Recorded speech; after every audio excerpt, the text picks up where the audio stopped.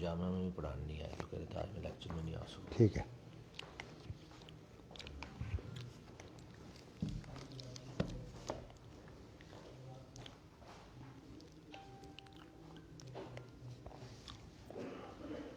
اللہ اکبر.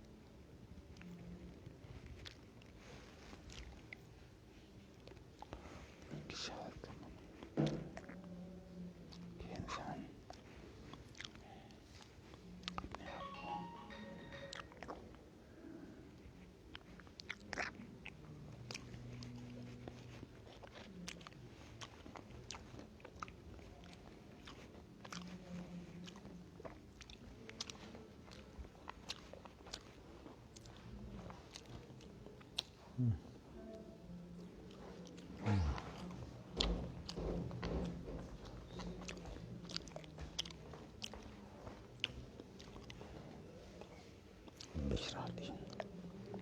صدري يسر لي اشرح لي صدري ويسر لي امري واحلل عقدة من اشرح لي صدري ويسر لي امري عقدة من لساني واجعل لي وزراء معي رب اشرح لي صدري ويسر لي امري واحلل عقدة من لساني يفقهوا قولي.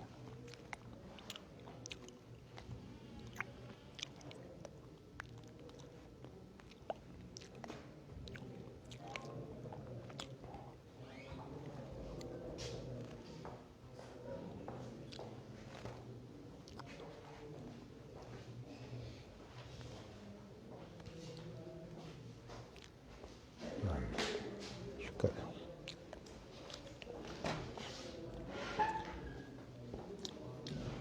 بسم اللہ الرحمن الرحیم. باب اذا اجتہد العامل او الحاکم فاخطأ خلاف الرسول من غیر علم فحکمہ مردود لقول النبی صلی اللہ علیہ وسلم من عمل عملا لیس علیہ امرنا فہو رد. حدثنا اسماعیل عن اخیہ عن سلیمان عن عبد المجید بن سہیل بن عبد الرحمن بن عوف انہ سمع سعید بن المسیب یحدث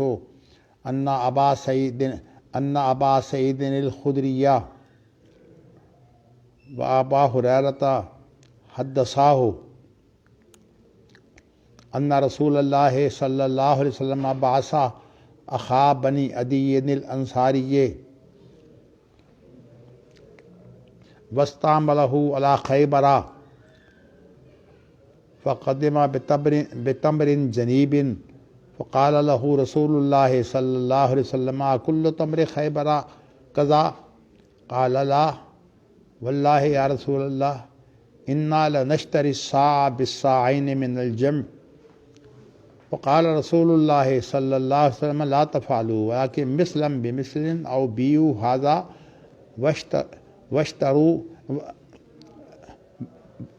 واشتروا بثمنه من هذا وكذلك الميزان.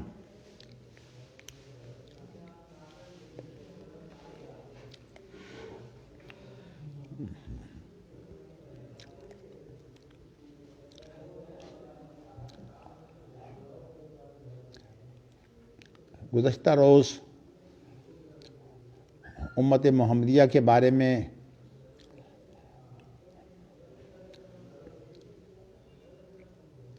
کہ یہ شاہد کے طور پر پیش ہوں گے، مجموعی طور پر امت محمدیہ کی فضیلت اور شان کا ذکر ہوا تھا۔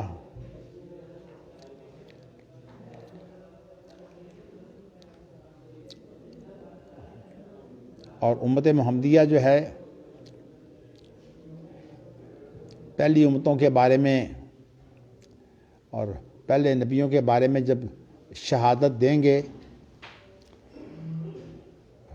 تو ان کے بارے میں جب یہ کہا جائے گا کہ آپ کیسے شہادت دیتے ہیں جب کہ آپ اس وقت موجود نہیں تھے، تو اس کا جواب یہ دیں گے کہ ہمیں ہمارے نبی نے بتایا، یعنی محمد صلی اللہ علیہ وسلم نے ہمیں بتایا، تو ہم ان کے بتانے کی وجہ سے جو ہے وہ اس بات کی شہادت دیتے ہیں۔ تو گواہ کے بارے میں جو بنیادی بات ہے نا کہ گواہ جو ہے وہ صحیح ہونا چاہیے، عادل ہونا چاہیے۔ امت محمدیہ کی عادل ہونے کی جو حیثیت ہے اسے اجاگر کیا گیا۔ امت محمدیہ سے مراد مجموعی امت محمدیہ ہے۔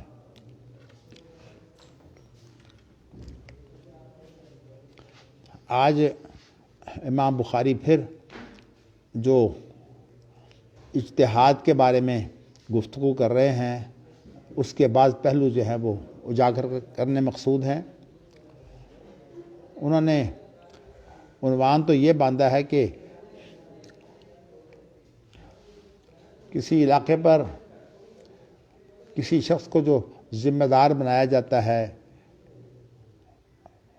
اسے عامل کہتے ہیں، اور علاقے والوں پر جس طرح جو ہے وہ حکمرانی کرتا ہے اور ان کو کنٹرول کرتا ہے، اس اعتبار سے اسے حاکم بھی کہتے ہیں۔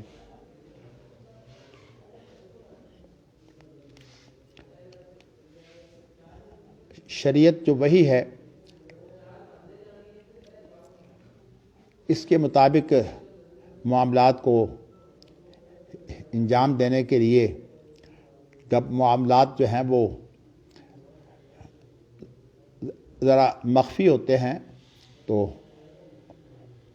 مخفی معاملات کے اندر شریعت کی رہنمائی حاصل کرنے کے لیے جو محنت کی جاتی ہے ذہنی، اس کو اجتہاد کہا جاتا ہے۔ نبی اکرم صلی اللہ علیہ وسلم کا یہ ارشاد کہ میں تمہارے اندر دو چیزیں چھوڑ کے جا رہا ہوں، تم جب تک ان دو چیزوں کو مضبوطی سے پکڑے رکھو گے تم گمراہ نہیں ہوگے۔ تو ان دو چیزوں کو مضبوطی سے پکڑنا گمراہی سے بچنے کے لیے اس کی بڑی اہمیت ہے۔ تو ان دو چیزوں کو مضبوطی سے پکڑنے کے معنی یہ ہیں کہ اگر معاملہ وہ ہے ظاہر باہر ہو تو اس کے بارے میں بھی ہمیں شریعت کے مطابق کام کرنا ہے، اور اگر معاملہ جو ہے وہ ظاہر باہر نہ ہو بلکہ معاملے میں کچھ صورتحال جو ہے وہ خفیہ صورت پائی جاتی ہو تو اجتہاد کا مقصد یہی ہوتا ہے کہ انسان غور و فکر کر کے ایک ایسی چیز جو ہے اس کا علم حاصل کرے جو ظاہر باہر نہیں ہے، خفیہ ہے۔ تو اب صورت یہ ہے کہ وہ اس کے لیے جو محنت کرتا ہے حاکم، تو عامل ہو یا حاکم، ان کو جو ہے وہ عام طور پر جب انتخاب کیا جاتا ہے تو یہ دیکھا جاتا ہے کہ ان کی یہ اہلیت جو ہے وہ کتنی ہے۔ ضروری نہیں کہ وہ بڑے عالم ہوں، اور اگر عالم بھی ہوں تو پھر بھی کسی چیز کے بارے میں جو ہے وہ جب غور و فکر ہوتا ہے تو اس میں غلطی ہو سکتی ہے۔ تو اس میں امام بخاری نے یہ بتایا ہے کہ اگر جو نبی اکرم صلی اللہ علیہ وسلم کی جو وحی ہے وہ دو ہی چیزیں ہیں، یا تو قرآن مجید ہے جو اللہ کے الفاظ ہیں، اور یا اسوہ حسنہ ہے جو نبی اکرم صلی اللہ علیہ وسلم کا بیان ہے قرآن مجید کے بارے میں۔ تو اگر تمسک کے وقت کوئی غلطی ہو جائے اور اس کی وجہ جو ہے وہ لا علمی ہو، اس بات کا علم نہ ہو، تو اس کا جو بھی فیصلہ ہوتا ہے اور وہ جس چیز کو جو ہے جاری ساری کرتا ہے، اس چیز کو پھر رد کر دیا جائے گا۔ نبی اکرم صلی اللہ علیہ وسلم کے خلاف کوئی چیز جو ہے اس کو قبول نہیں کیا جاتا اور اس کو رد کر دیا جاتا ہے، اور یہ خود نبی اکرم صلی اللہ علیہ وسلم کے اس قول سے ثابت ہے کہ من عمل عملا لیس علیہ امرنا فہو رد، جو کوئی ایسا عمل کرتا ہے جس کے اوپر ہماری جو ہے وہ تائید شامل نہیں ہے یا ہمارا معمول اس پر نہیں ہے، تو اس چیز کو جو ہے وہ رد کیا جائے گا۔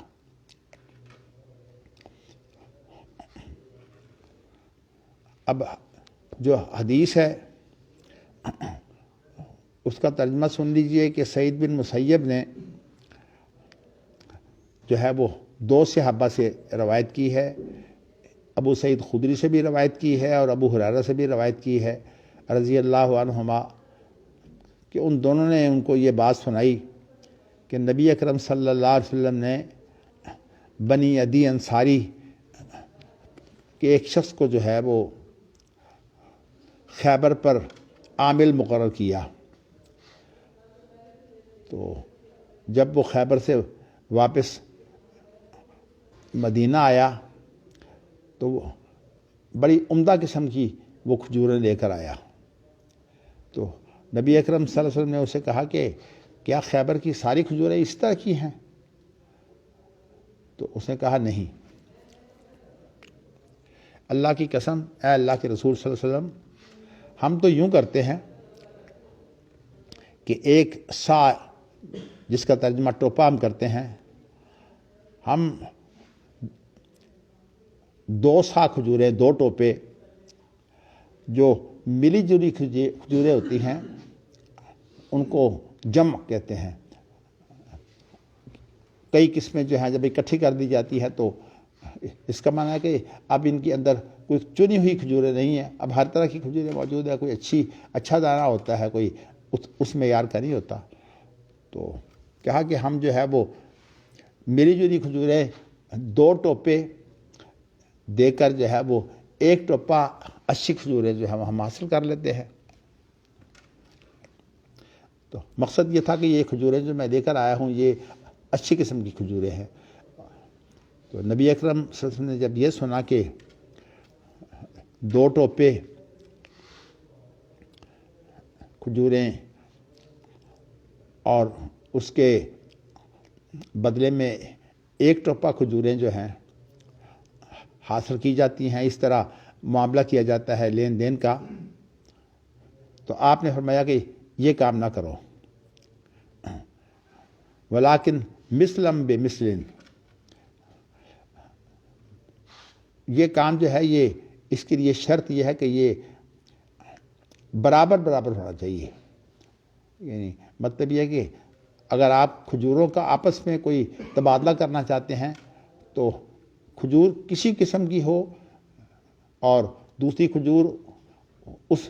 معیار کی نہ ہو، لیکن ان کے آپس میں تبادلے کے لیے جو ہے وہ وزن بھی برابر ہونا چاہیے اور ان کی پیمائش بھی جو ہے وہ برابر ہونی چاہیے۔ ایک صورت آپ نے بتایا کہ ہاں یہ صورت اختیار کی جا سکتی ہے کہ آپ کے پاس اگر جو ہے وہ اعلیٰ قسم کی کھجوریں ہیں تو ان کو جو ہے وہ درہم دینار کے بدلے میں جو ہے وہ بیچ دیا جائے تو ظاہرہ درہم دینار جو ہے وہ زیادہ حاصل ہو جائیں گے. اس کے بعد پھر ان درہم دینار سے جو خلط ملط کھجوریں جو ہیں وہ لے لی جائیں تو زیادہ آ جائیں گی. یہ جائز ہے. مقصد یہ ہے کہ درہم دینار کے بدلے میں کوئی وزن کی بھی شرط نہیں ہے، اور اس معاملے میں جو ہے وہ اس بات کی بھی شرط نہیں ہے کہ وہ ہاتھوں ہاتھ ہو. لیکن جب ان کا تبادلہ آپس میں کیا جاتا ہے ان چیزوں کا تو اس کے لیے دو شرطیں ہیں. ایک تو نقد معاملہ ہو سکتا ہے اور دوسرا یہ ہے کہ کمی بیشی نہیں ہو سکتی. اس کے بارے میں نبی اکرم صلی اللہ علیہ وسلم نے جو چیزیں ذکر کی ہیں وہ 7 چیزوں کا ذکر ہے. ایک تو کھجور ہے، پھر اسی طرح جو ہے وہ انگور منقع، یہ دوسری چیز ہے. اسی طرح جو ہے وہ گندم ہے، پھر اس کے بعد جو ہے وہ جو ہے، اس کے بعد جو ہے وہ نمک ہے، اور اس طرح جو ہے وہ درہم دینار یا سونا چاندی. تو یہ 7 چیزیں ایسی ہیں کہ نبی اکرم صلی اللہ علیہ وسلم نے یہ فرمایا کہ ان میں سے 5 چیزوں کو تو الگ کر لو اور درہم دینار کو جو ہے وہ الگ کر لو، کیونکہ درہم دینار جو ہے وہ عام طور پر ایک قیمت کے طور پر جو ہے وہ دیے جاتے ہیں، اور باقی جو 5 چیزیں ہیں اب وہ پیمائش بھی اگر ان کی ہوتی ہو تو ان کی پیمائش جو ہے برابر ہونی چاہیے، اور اگر ان کو جو ہے وہ تولا جاتا ہو تو ان کا تول بھی جو ہے وہ برابر ہونا چاہیے. تو یہ چیز جو ہے یہ نبی اکرم صلی اللہ علیہ وسلم نے لازم کر دی. اب اس کے بارے میں جو ہے کہ آپ نے جن چیزوں کا ذکر کیا ہے وہ تو 7 چیزیں ہیں. سونا چاندی کے علاوہ 5 چیزیں میں نے اور بتائی ہیں، لیکن اب کے معاملہ جو ہے یہ صرف 7 چیزوں تک محدود ہے یا اس قسم کی اور چیزیں بھی اس میں جو ہیں وہ شامل ہیں. تو اس کے بارے میں خاص طور پر کہ اور چیزیں اس میں کون کون سی شامل ہو سکتی ہیں، تو اس کے بارے میں بنیاد کیا ہوگی. تو عام طور پر یہ دیکھا جاتا ہے کہ علت جو ہے وہ کیا ہے. تو وہ علت جو ہے وہ جب تلاش کی جاتی ہے تو پھر اس علت کے مطابق جو ہے وہ حکم ہوتا ہے. یعنی آپ جیسی علت جو ہے وہ غور و فکر سے تلاش کریں گے اس کے مطابق جو ہے پھر حکم ہوگا. تو شریعت میں 2-3 چیزیں ہیں، میں بطور اصطلاح آپ کو اس لیے واضح کر دیتا ہوں کہ عام طور پر بڑا مغالطہ ہوتا ہے. علت وہ چیز ہوتی ہے جس کی وجہ سے شریعت نے جو ہے وہ کوئی حکم دیا ہے. تو جو حکم کی جو وجہ ہوتی ہے اس کو علت کہتے ہیں، اور وہ جو حکم ہے اس کے بارے میں جو ہے وہ ویسے تو اور بھی کچھ شروط ہیں، لیکن سب سے اہم شرط جو ہے وہ یہ ہے کہ اس وجہ سے جو حکم ہے اس سے کوئی شریعت کا کوئی مقصد جو ہے وہ حاصل ہونا چاہیے. تو اس لیے ایک چیز جو ہے وہ جب نص ہوتی ہے تو اس کے اندر یہ چیز پائی جاتی ہے کہ متکلم کا مقصد کیا ہے. تو ایک ہوتا ہے مقصد جسے حکمت بھی کہتے ہیں. تو حکمت اور مقصد اس کے لیے جو کسی سبب سے جو حکم آتا ہے ان کا فرق یہ ہوا کہ علت جو ہے وہ پہلے ہوتی ہے اور جو حکم ہے وہ اس علت کی بنیاد پر بعد میں ہمارے سامنے آتا ہے، اور اس کا جو مقصد اور حکمت ہوتی ہے وہ متکلم کی گفتگو سے جو ہے وہ ہمیں سمجھ آتی ہے۔ تو یہ 3 چیزیں میں نے آپ کو بتائی ہیں، ایک علت اور ایک حکمت، اس کے ساتھ میں نے آپ کو مقصد بھی بتایا ہے۔ تو آپ کو میں نے یہ 3 چیزیں بتائی ہیں۔ اس کے بارے میں کیونکہ یہ بات اصول فقہ سے متعلق ہے تو میں اس کی تفصیل میں تو پورا نہیں آگے بڑھ سکتا، لیکن یہ بات جو ہے وہ میں آپ کے لیے واضح کر دیتا ہوں کہ علت کے لیے جو ہے وہ چونکہ وہ سبب ہوتی ہے حکم کا، تو اس بنا پر اس کے لیے کچھ شروط یہ ہیں کہ ایک تو وہ علت جو ہے وہ ظاہر ہونی چاہیے، اور دوسری بات اس کے بارے میں یہ ہے کہ وہ علت جو ہے وہ ضابطہ کے طور پر جو ہے وہ اس کو ضابطہ بنایا جا سکے، ایک اصول اور ضابطہ قاعدہ بنایا جا سکے۔ تو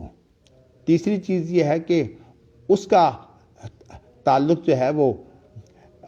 جو حکم ہم اس سے حاصل کرتے ہیں اس کے ساتھ اس کی مناسبت جو ہے وہ گہری ہونی چاہیے، اور اس کے اندر بھی یہ جو تینوں چیزیں ہیں ان کے اپنے اپنے درجے ہیں۔ اس میں بنیادی چیز جو ہے وہ حکم کے ساتھ علت کی مناسبت، یعنی اس بنا پر جو ہے وہ یہ حکم جو دیا گیا ہے یہ اس کے اندر مناسبت جو ہے وہ موجود ہے۔ تو اس مناسبت کی حفاظت جو ہے وہ پہلے نمبر پر ہوتی ہے، اور باقی چیزیں بھی اس کے ساتھ ہوتی ہیں، لیکن اگر باقی چیزوں میں کچھ تھوڑا بہت اس وجہ سے فرق کرنا پڑے کہ وہ جو حکم کے ساتھ مناسبت ہے یہ مجروح ہو رہی ہے، تو کسی اور چیز میں تو فرق ڈالا جا سکتا ہے، لیکن اس کے بارے میں جو ہے وہ فرق نہیں ڈالا جائے گا۔ میں نے یہ بات آپ کو اس لیے کہی ہے کہ عام طور پر ہمارے ہاں ویسے تو اصولی علماء کے اندر یہ بات آتی ہے کہ ابن تیمیہ کا تصور قیاس کیا ہے، تو میں یہ چاہتا ہوں کہ ابن تیمیہ کا تصور قیاس جو ہے وہ آپ کو بتاؤں۔ ابن تیمیہ کا تصور قیاس یہ ہے کہ ان کے نزدیک حکمت جو ہے وہ ہر صورت جو ہے وہ باقی رہنی چاہیے، یعنی کسی حکم سے جو مقصد حاصل ہوتا ہے اسی کو میں نے کہا نا، حکمت اور مقصد ایک ہی چیز ہے، تو وہ جو مقصد حاصل ہوتا ہے وہ مقصد جو ہے وہ حاصل ہونا چاہیے۔ مثال کے طور پر اب شریعت کی تعلیم یہ ہے کہ جو چیز مشکل ہو شریعت اس کو آسان کرتی ہے۔ اب کوئی آدمی جو ہے وہ بیمار ہو جائے یا سفر پر ہو تو بیماری کو مشقت سمجھتے ہوئے اور سفر پر ہونے کی وجہ سے مشقت سمجھتے ہوئے اسے روزوں کے بارے میں یہ اختیار مل گیا ہے کہ وہ روزے اب رکھنا چاہے تو اب رکھ لے، اور اگر اس کے لیے مشکل ہے تو پھر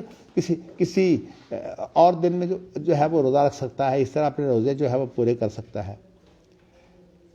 اب اس کے لیے یہ تو ہے مناسبت، اور مناسبت کے علاوہ جو 2 چیزیں میں نے آپ کو بتائی ہیں وہ یہ ہے کہ ایک تو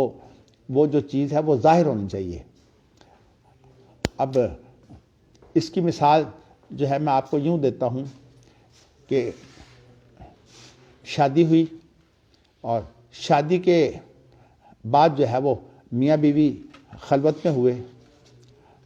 اب ایک سوال یہ پیدا ہوتا ہے کہ میاں بیوی جب خلوت میں ہو گئے تو اب یہ جو بیوی ہے یہ مدخولہ کے حکم میں سمجھی جائے گی کہ نہیں؟ اب ظاہر ہے کہ اس کے بارے میں مزید علم حاصل کرنا کہ وہ اب آپس میں ان کی صحبت ہوئی ہے کہ نہیں ہوئی، اس کے لیے ظاہری صورت تو یہی ہے کہ جب وہ خلوت میں چلے گئے تو اب جو ہے وہ ان کی آپس میں صحبت ہو گئی ہے۔ تو اس کو کہتے ہیں ظاہر۔ اور پھر ضابطہ کے معنی یہ ہوتے ہیں کہ یہ ایک ضابطے کے طور پر اس کو جو ہے وہ ہر جگہ جاری اور ساری کیا جا سکے۔ تو اس لیے علت کے لیے شرط یہ ہے ظاہر ہونا اور منضبط ہونا اور اس کے علاوہ اس کی جو سب سے اہم شرط ہے وہ یہ ہے کہ حکم کے ساتھ اس کی مناسبت۔ اب ایک سوال پیدا ہوا ہے جس میں خاص طور پر ابن تیمیہ کا جو تصور قیاس ہے وہ آپ کے سامنے آ جائے گا۔ میں نے ابھی کہا ہے نا کہ علت کی حکم کے ساتھ جو مناسبت ہے اس کی بڑی اہمیت ہے۔ تو اب اگر ایک آدمی جو ہے وہ مسافر بھی نہیں ہے اور یہ ہے کہ وہ بیمار بھی نہیں ہے، لیکن وہ بہت ایسا سخت کام کرتا ہے کہ وہ سخت کام جو ہے اس کے لیے مشقت کا باعث ہے، تو ابن تیمیہ یہ کہتے ہیں کہ اصل جو یہاں مقصد اور حکمت ہے وہ تو مشقت دور کرنا ہے، تو اس لیے اگر مشقت والا کام ہو تو اس کو بھی یہ رعایت جو ہے وہ دی جا سکتی ہے، چونکہ حکم کی اس کے ساتھ علت کے ساتھ مناسبت بہت اہم چیز ہے۔ تو میں نے آپ کو اسی لیے کہا ہے کہ مناسبت جو ہے اس کا پہلا درجہ ہے، اور اگر یہ نہ حاصل ہوتی ہو تو آپ اس کی جو ہے وہ اب یہ مثال بھی لے لیں۔ مثال کے طور پر جو ہے وہ ہمارے ہاں اشارے لگے ہوتے ہیں کہ ان اشاروں پر جو ہے وہ ہم رک جاتے ہیں، لیکن جو وہ گاڑیاں ہوتی ہیں جن کے اندر ایمبولینس بیماروں کو لے کے جاتی ہیں، ان کے لیے اشارہ کوئی چیز نہیں ہے، اگرچہ یہ اشارہ اس لیے رکھا گیا ہے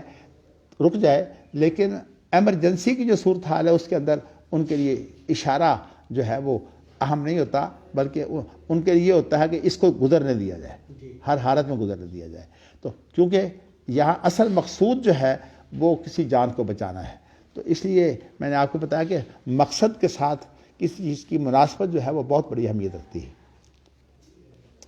ہمارے ہاں جن لوگوں کا رجحان جو ہے وہ عام طور پر یہ رجحان ہوتا ہے کہ وہ مقاصد کو نہیں دیکھتے شریعت کے مسائل میں، وہ اس طرح کی بہت غلطیاں کھاتے ہیں۔ جیسے اب آپ دیکھیں کہ ہمارے اہل حدیثوں میں یہ جو تشہد کی حالت میں جو ہے وہ جب انگلی اٹھائی جاتی ہے تو اس کا مقصد بالکل احادیث میں واضح موجود ہے کہ اس کا مقصد اصل میں اللہ کی توحید کی طرف اشارہ ہے۔ اب آپ یہ بتائیے کہ میں ابھی آپ کو ایک حرکت جو ہے وہ سامنے دکھاتا ہوں، اب یہ دیکھیے کہ یہ میں نے تشہد کے اندر میں بیٹھا ہوا ہوں، یہ کیا ہے جی؟ کیا ہے یہ کیا ہو رہا ہے؟ حرکت ہو رہی ہے، یہ حرکت ہو رہی ہے نا۔ اب جن لوگوں کے سامنے مقاصد شریعت نہیں ہے وہ ایک لفظ سے جو ہے الجھ گئے ہیں کہ نبی اکرم صلی اللہ علیہ وسلم نے اس انگلی کو ہلایا بھی ہے۔ بعض روایات میں یہ ہے کہ آپ نے جو ہے وہ ایک دفعہ حرکت دی ہے پھر اس کے بعد نہیں دی، اور بعض روایتوں میں یہ ہے کہ آپ نے دعا کی ہے۔ اب وہ کیا کرتے ہیں، پوری نماز کے اندر وہ یوں کرتے رہتے ہیں، اور خاص طور پر جو جاہل لوگ ہوتے ہیں، یہ بچے ہوتے ہیں، ان کو تو پتہ ہی نہیں ہوتا، وہ یوں کرتے رہتے ہیں۔ تو بڑا اس کو خیال آتا ہے کہ یہ لوگ جو ہیں مقاصد شریعت سے ان کو واسطہ نہیں پڑا۔ تو مناسبت جو ہے وہ ہر عمل کی ایک مناسبت ہوتی ہے۔ اب آپ دیکھیے کہ اس کی بھی ایک جو ہے وہ مناسبت یہ ہے کہ اس کا مقصد توحید کی طرف اشارہ ہے، اور بلکہ نبی اکرم صلی اللہ علیہ وسلم کی دیگر اگر آپ حالتیں دیکھیں تو مزید اس کو واضح کرتی ہیں کہ جب آپ یہ انگلی اٹھاتے تھے تو اس وقت آپ کی نظر یہاں ہوتی تھی، سجدہ گاہ پر آپ کی نظر نہیں ہوتی تھی۔ تو اس کا یہ بھی مقصد ہے کہ نبی اکرم صلی اللہ علیہ وسلم جب اس کو جو ہے وہ اٹھاتے تو ایک تو آپ اللہ کی توحید کی طرف اشارہ کرتے، اور دوسرا جو ہے وہ آپ اس وقت اس کی طرف دیکھتے بھی، یعنی اپنی نظر کے ساتھ اور اپنی اس حرکت کے ساتھ دونوں سے نبی اللہ تعالیٰ کی توحید کا جو ہے وہ اشارہ ہوتا۔ تو یہ چونکہ ہمارے ہاں جب ظاہریت پھیلی تو مقاصد شریعت جو ہیں وہ جاتے رہے، تو اس بنا پر جو ہے وہ ہمارے ہاں ظاہریت نے صرف لفظ کی جو ہے وہ حرفیت پسندی میں جو ہے وہ الجھ کر رہ گئے ہیں، حالانکہ شریعت کے جو احکام ہیں اگر ان کے بارے میں کوئی مقصد جو ہے وہ شریعت نے بتا دیا ہو تو اس مقصد کو تو نظر انداز نہیں کرنا چاہیے، جیسے کہ اب انگلی اٹھانے کا مقصد جو ہے وہ بتا دیا ہے شریعت نے کہ نبی اکرم صلی اللہ علیہ وسلم کا مقصد جو ہے وہ توحید کی طرف اشارہ تھا، اور یہ بات بھی درست ہے کہ اللہ ایک ہے، اس لیے اشہد ان لا الہ الا اللہ اس پر جو ہے وہ اشارہ کیا جاتا ہے، واشہد ان محمدً عبدہ و رسول پر اشارہ نہیں ہوتا، چونکہ نبی اکرم صلی اللہ علیہ وسلم ایک رسول نہیں ہے، رسولوں کی ایک بڑی تعداد ہے، تو اس لیے اس کا اشارہ صرف توحید کی طرف ہے، کسی اور طرف نہیں ہے۔ تو لیکن جو لوگ مقاصد شریعت کو نہیں مانتے اور صرف لفظ میں الجھ رہ جاتے ہیں، وہ لفظ جو ہے وہ یہ ہے کہ آپ نے انگلی کو حرکت دی، آپ دعا کرتے تھے، اب لفظ دعا جو ہے یہاں مقصود تو اصل میں جو توحید کی طرف اشارہ ہے یہ بھی حقیقت میں دعا ہے، اس لیے کہ جب ہم اللہ کی طرف اشارہ کرتے ہیں تو مقصد یہ ہوتا ہے کہ ہم ایک اللہ کو جو ہے وہ ہم چاہتے ہیں، اور ہم ایک اللہ سے ہی اپنی مدد مانگتے ہیں، اور ایک اللہ ہی کے ہم جو ہیں وہ ماننے والے ہیں۔ تو یہ جو ہے وہ اس کے اندر دعا بھی ہے، اس کے اندر عہد بھی ہے۔ تو اب مقاصد شریعت کو نظر انداز کر کے اس طرح سے جو ہے وہ خاص طور پر اہل حدیث نے اس چیز کو بگاڑ دیا ہوا ہے کہ خاص طور پر جب ان کے اندر عام لوگ اور جب بچے جو ہیں وہ بغیر مقصد کے یوں کیے جاتے ہیں، تو پھر دیکھ کر جو ہے اندازہ ہوتا ہے کہ دیکھیے مقاصد شریعت جو ہے ان کی بڑی اہمیت ہے۔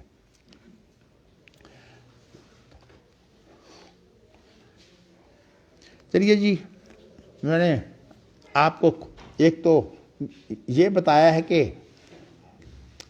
حکم کے ساتھ اس علت کی مناسبت ہونی چاہیے۔ تو حافظ عبداللہ محدث روپڑی نے ان تمام حدیثوں کو اکٹھا کر کے جو اس کی توجیہ کی ہے، وہ کہتے ہیں کہ یہ اشارہ جو ہے وہ اس طرح ہونا چاہیے، لیکن جب آپ اشہد ان لا الہ الا اللہ کہتے ہیں تو اس وقت اگر اس کو ہلا بھی لیں تو کوئی عرض نہیں ہے، یعنی ہلا لیں تو وہ اس حدیث پر عمل ہو جائے گا جس میں یہ ہے کہ آپ حرکت دیتے تھے، لیکن یہ حرکت صرف اشہد ان لا الہ الا اللہ پر ہے، کسی اور کے اوپر نہیں ہے۔ تو اس میں اگر آپ یوں بھی کر لیتے ہیں تو اس کا کوئی عرض نہیں ہے، کیونکہ یہ بھی ایک اشارے کی شکل ہے، لیکن جب لا الہ الا اللہ تک ہو، اور اگر آپ اس کو پھیلا دیں گے پھر اشارے ختم ہو جاتا ہے۔ تو اس لیے مقاصد شریعت کی جو اہمیت ہے نا، وہ اسی وجہ سے ہے کہ جو ہے وہ اب دیکھیں نا، ابن حزم نے مقاصد شریعت کو کس طرح ختم کر دیا۔ اس نے کہا کہ جی آپ جو ہے وہ اللہ کے رسول نے منع کیا کھڑے پانی میں پیشاب کرنے سے، لیکن اگر آپ جو ہے وہ کسی پیالے میں پیشاب کر کے جو کھڑے پانی میں پھینک دیں تو وہ ناجائز نہیں ہے، گویا کہ اس کے اندر لفظ کو لے کر جو ہے وہ بیٹھ گئے ہیں۔ تو اسی لیے ایک اصطلاح ہے حرفیت پسندی کی، تو جو اہل ظاہر ہیں وہ حرفیت پسندی میں جو ہے وہ الجھ کر جو ہے وہ بہت سی چیزوں سے محروم ہو گئے ہیں، خاص طور پر مقاصد شریعت سے۔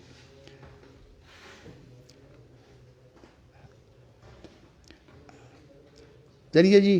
باب اجر الحاکم اذا اجتہد فاصاب او اخطا، حاکم کا اجر جب کو وہ اجتہاد کرتا ہے، وہ اجتہاد کے بعد جو چیز غور و فکر کے نتیجے میں اسے حاصل ہوتی ہے، کیا اسے درست حاصل ہوئی یا اس میں غلطی ہو گئی، تو اس کے بارے میں جو ہے وہ نبی اکرم صلی اللہ علیہ وسلم کا جو ارشاد ہے وہ حدیث میں پڑھیے۔ حدثنا عبداللہ بن یزید المقبری، نہیں مقبری ہے یا مقری المکی، حدثنا حیبۃ بن شریح حدثنی یزید بن عبداللہ بن الحاد عن محمد بن ابراہیم بن الحارث عن بسر بن سعید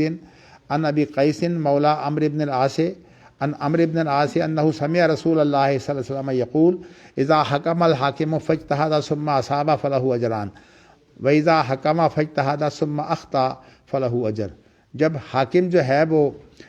کسی چیز کا فیصلہ کرتا ہے اور اس کا فیصلہ جو ہے وہ اجتہادی ہوتا ہے، یعنی مطلب یہ ہے کہ غور و فکر کا نتیجہ ہوتا ہے، تو پھر وہ اگر درست بات پالے تو اس کے لیے 2 اجر ہیں، اور اگر اس سے جو ہے وہ غلطی ہو جائے تو پھر بھی جو اس نے جو محنت کی ہے اس محنت کا اسے جو ہے وہ 1 اجر مل جاتا ہے۔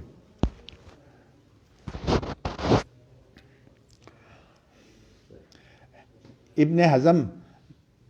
چونکہ اس کا ذکر آیا تھا، میں چاہتا ہوں کہ اس نے اس سے کیا مراد دی ہے وہ بھی آپ کے سامنے رہے۔ ابن حزم کہتا ہے کہ یہ جو تلاش ہے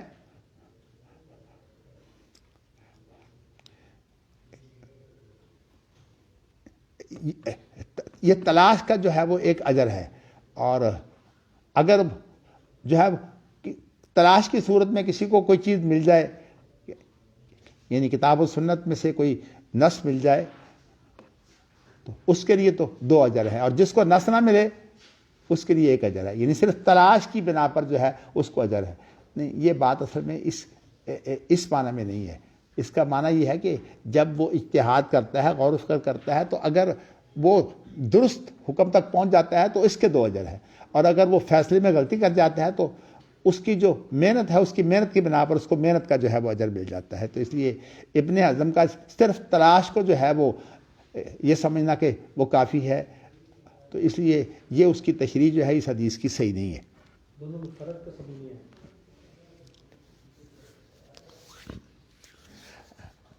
دیکھیے، ایک میں جج کی مثال دیتا ہوں۔ ایک معاملہ ہمارے سامنے آیا، جج نے جو ہے وہ یہ گواہان وغیرہ کو تمام دلائل دیکھ کر جو ہے ایک فیصلہ کر دیا۔ اگر یہ فیصلہ درست ہے تو جج کو 2 اجر ہے، اگر یہ فیصلہ غلط ہے تو جج کو 1 اجر ہے۔ جی یہ تو جمہور کی تشریح ہے۔ ابن اعظم نے کہا ہے کہ نہیں، اس کا تلاش کرنا، فیصلہ نہ کرنا، اس کا 1 اجر ہے۔ اچھا، صرف تلاش کرنے کو جو ہے کوئی اجر بنا دیا ہے۔ اس میں تو یہ ہے نا کہ اگر فیصلہ غلط بھی ہو جائے تو اس کو 1 اجر تو مل جاتا ہے پھر بھی۔ جی وہ کہتا نہیں، اسے حق پانا جو ہے وہ لازمی ہے، اور اگر وہ صرف تلاش کرے اور اگر اسے تلاش میں نہ ملے تو اس کا بھی اجر ہے۔ صرف تلاش کو جو ہے وہ اس نے اجر بنا لیا ہے، یہ بات کافی نہیں ہے، بلکہ اصل میں جو اللہ کے رسول صلی اللہ علیہ وسلم کا ارشاد ہے وہ یہ ہے کہ اجتہاد درست ہوا یا غلط ہوا، اگر درست ہوا تو 2 اجر، اور اگر اجتہاد مطلب فیصلہ تو کر دیا نا، لیکن یہ ہے کہ فیصلے میں غلطی ہو گئی۔ وہ صرف لفظ اس کا نام تلاش رکھ رہا ہے، ہم اس کا نام محنت رکھ رہے ہیں۔ نہیں، یہ نہیں ہے، وہ حکم کے بغیر اس کو اجر دے رہا ہے، صرف تلاش کو جو ہے وہ بنا رہا ہے اجر۔ اور ہم لوگ جو ہیں وہ حدیث کے مطابق یہ کہہ رہے ہیں کہ اس نے تلاش کی، لیکن اس نے جو محنت کی اس کے باوجود اس کا حکم میں غلطی ہو گئی، فیصلے میں غلطی ہو گئی۔ فیصلے کی غلطی اور صرف تلاش، ان دونوں میں فرق ہے۔ تلاش تو وہ محنت ہے جو فیصلے سے پہلے ہوتی ہے، اور فیصلے میں فیصلہ صحیح ہے کہ غلط، یہ اصل میں فیصلے کی صحت اور غلط کی بات ہے۔ تو ان دونوں میں فرق ہے نا، یہ فرق آپ کو یہ بات کھلی ہے نا؟ بات تو سمجھ آ رہی ہے جی، مطلب وہ محنت جو اس نے کی ہے، بے شک فیصلہ کیا یا نہیں کیا، وہ اسی کو جو ہے وہ اجر بنا رہا ہے۔ لیکن یہ ہے کہ جمہور اس کا مفہوم یہ نہیں کرتے، وہ یہ کرتے ہیں کہ اس نے جب فیصلہ کیا تو فیصلہ اگر درست ہے تو 2 اجر، اور اگر فیصلہ درست نہیں ہے تو 1 اجر پھر بھی موجود ہے۔ ہاں، لیکن اگر نیت ہو گیا حاکم کے بارے میں، جی، اور دوسرا اگر ویسے ایک عالم دین کسی مسئلے کے اوپر محنت کرتا ہے اور کوئی اجتہاد کرتا ہے تو اس کا تو ایک موقع بننا ہی بننا ہے، اپنے آپ ہی بن جائے گا۔ نہیں، یہ تو ہو سکتا ہے نا کہ اس کا نہیں، سوال یہ اس کا موقف صحیح ہے کہ غلط۔ وہ تو مسئلہ ہی نہیں ہے نا، وہ تو ایک سمجھ آ رہی ہے نا۔ نہیں، دیکھیے یہ بات ہے، اگر اس کا موقف صحیح تک پہنچ گیا تو 2 اجر ہے، اور اگر غلط موقف اس نے محنت کی ہے خلوص کے ساتھ، غلطی ہو گئی ہے تو 1 اجر پھر بھی ہے۔ کس پر؟ محنت پر۔ دیکھیے وجہ اس کی وجہ تو محنت ہے، لیکن ایک موقف اس نے اختیار کیا ہے۔ لیکن یہ حضرت عمر رضی اللہ تعالیٰ کا ایک قول ہے کہ جمعے کی 2 رکعتیں اس لیے ہیں کہ اس کے عوض میں ہم 2 رکعتوں کے عوض میں جمعے کا خطبہ سن لیتے ہیں۔ جی، اب اس میں یعنی کہ 2 رکعتوں کو وہ جمعے کے خطبے کے عوض میں لگا رہے ہیں، جی، اور 2 رکعت کو ظہر کی نماز کے عوض میں بنا رہے ہیں۔ تو اسی طرح کہ اگر امام ابن حزم نے یہ کہہ دیا ہے کہ جی اس کا ایک اجر جو ہے وہ فیصلہ کرنے کے حوالے سے ہے اور ایک تلاش کرنے کے حوالے سے، تو اس میں کوئی بڑی بات نہیں، دونوں میں فرق سمجھیے۔ فرق یہ ہے، میں نے قاضی سے جو آپ کو مثال دی تھی وہ آپ کو زیادہ واضح رہے گی۔ قاضی نے فیصلہ کیا، ہاں جی، اس کا فیصلہ غلط ہے یا صحیح؟ دونوں میں سے ایک چیز تو ہوگی، غلط ہے یا صحیح؟ ہاں، غلط۔ اگر اس کا فیصلہ جو ہے صحیح ہے تو 2 اجر, ٹھیک ہے اس کا فیصلہ اگر غلط ہے تو 1 اجر. ٹھیک ہے. اس نے فیصلہ تو کیا ہے نا.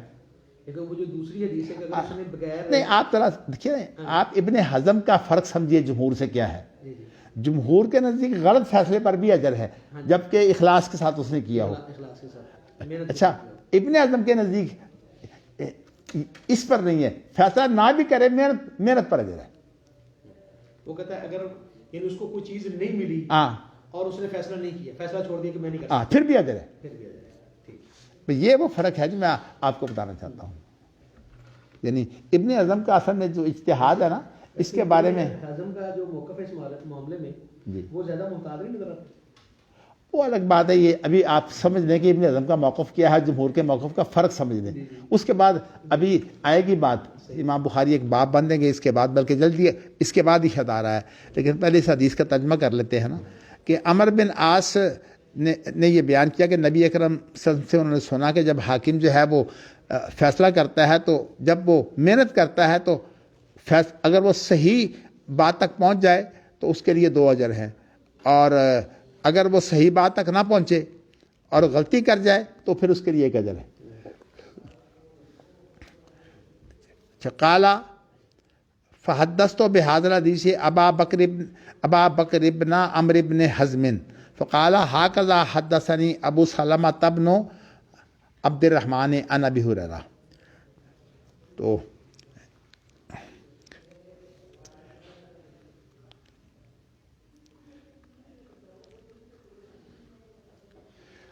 اب دیکھیے اس حدیث کے اندر جو ہے, اللہ اکبر, یہ جو ابن حزم یہاں بیان ہوئے ہیں یہ کون سے ہیں؟ کہاں؟ یہ عمر بن حزم نہیں یہ تو راوی ہے, یہ وہ ابن حزم نہیں ہے. جی اس لیے وہ تو بعد میں ہے, وہاں تک پہنچ گئے ہو. نہیں وہ تو بعد میں ہے نا. جی یہ کون کہہ رہا ہے قال فحدثت بهذا الحديث؟ میں یہی جو تلاش کر رہا ہوں نا کہ اس وقت جو ہے وہ عمر بن عاص نہیں دیکھیں نا, ابو بکر بن عمر بن حزم, یہ پہلی روایت میں تو اس کا ذکر نہیں ہے نا. جی نہیں. لیکن اس میں یہ اصل میں ایک معلق روایت ہے, اور اس معلق روایت میں یہ ہے کہ ابو سلمہ بن عبد الرحمن جو ہیں وہ ابو ہریرہ سے روایت کرتے ہیں, بالکل یہی. اور اس کے اندر جو ہے وہ عمر بن عاص ہیں, اور ابو ہریرہ سے جو ہے وہ ابو سلمہ بن عبد الرحمن جو ہے جو روایت کرتے ہیں. اس کے اندر ابو بکر بن حزم نے جو ابو سلمہ سے روایت کی ہے عمر بن ہے جی نہیں عمر بن حزم ہے, ابو بکر بن عمر بن حزم, انہوں نے جو روایت کی ہے تو یہ ان کی روایت جو ہے وہ ابو سلمہ بن عبد الرحمن سے ہے, اور ابو سلمہ جو ہے ان کی روایت ابو ہریرہ سے ہے. یہ گویا کہ معلق, اس سے جو نچلا حصہ معلق ہو گیا نا. معلق تو ہو گیا, لیکن یہ سمجھ نہیں آ رہی کہ فحدثت بهذا الحديث ابا بکر یہ کس نے کہا ہے, یہ ہے اصل مسئلہ. وہ تو بات سمجھ آئے کہ معلق ہوگی کیونکہ اس کی سند پوری نہیں ہے. میں تو یہی سمجھا ہوں کہ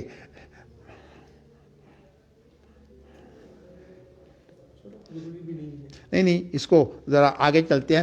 ایک بات تو آپ کو بتاؤں نا, وقال عبد العزیز بن المطلب عن عبد اللہ بن ابی بکر عن ابی سلمۃ عن النبی مثلہ. اب عبد العزیز بن مطلب جو ہے اس نے اس حدیث کا ذکر کیا ہے, اور وہ روایت کرتا ہے عبداللہ بن ابی بکر سے, جیسے کہ اچھا عبداللہ بن ابی بکر سے, اور عبداللہ بن ابی بکر وہ روایت کرتے ہیں ابو سلمہ سے, اور ابو سلمہ جو ہے وہ نبی اکرم صلی اللہ علیہ وسلم سے روایت کرتے ہیں. اچھا ہاں, ابو سلمہ جو ہے وہ ابو ہریرہ کے واسطے کے بغیر, اور ابو سلمہ جو ہے وہ خود تابعی ہیں, صحابی نہیں ہیں. یہ روایت مرسل ہو گئی. تو مرسل روایت سے امام بخاری نے جو ہے وہ تائید دی ہے. مرسل روایت سے امام بخاری تائید تو دیتے ہیں, یہ سب معلقات سے دیتے ہیں. اب یہاں جو ہے وہ صرف بات اتنی رہ گئی ہے کہ یہ قالا کا جو ہے وہ قائل کون ہے. کہیں ایسا تو نہیں کہ اس کو ثلاثیات میں شمار کیا جائے, لیکن ایسا ممکن شاید نہ ہو. نہیں، یہاں سیاسیات کی بات نہیں ہے.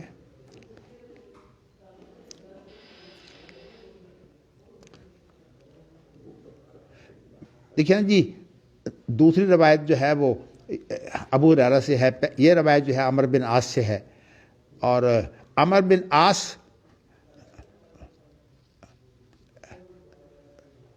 سے جو روایت ہے، اب یہ دوسری روایت جو ہے اس پہ جو ہے وہ ابو سلمہ اور ابو ہریرہ یہ جو ہے وہ الگ حدیث بن گئی ہے، کیونکہ یہ ابو ہریرہ کی حدیث ہے اور پہلی روایت جو ہے وہ عمر بن عاص کی حدیث ہے. تو اس کے بعد یہ بات تو واضح ہو گئی کہ جو تائید ہے وہ مرسل روایت سے ہے. چلیے اس لیے مزید ذرا دیکھ لیتے ہیں کہ اس سے مراد کیا ہے.